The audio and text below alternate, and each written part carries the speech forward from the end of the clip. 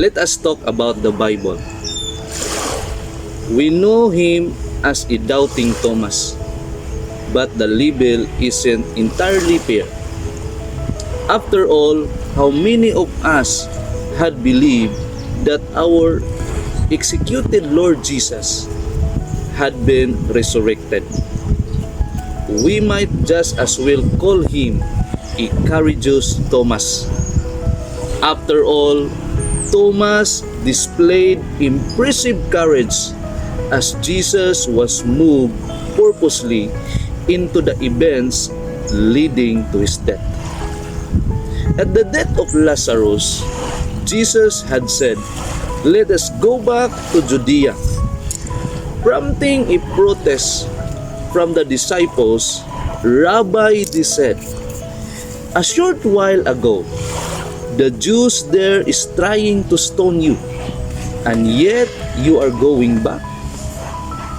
It was Thomas who said, "Let us also go, that we may die with him." Thomas' intentions proved nobler than his actions. Upon the arrest of Jesus, Thomas fled with the rest of the disciples. Leaving Peter and John, accompanied Jesus to the courtyard in the high priest. Only John, who followed Jesus all the way to the cross.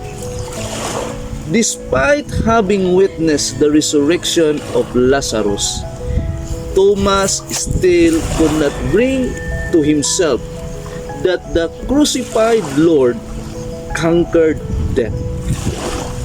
Not until Thomas the doubter, the human, saw the risen Lord, he exclaimed, "My Lord and my God." Jesus give assurance and immeasurable comfort to us. "Because you have seen me, now you believe." Jesus tells us, "Blessed are those who had not seen and yet had believed." Another day, another life lesson.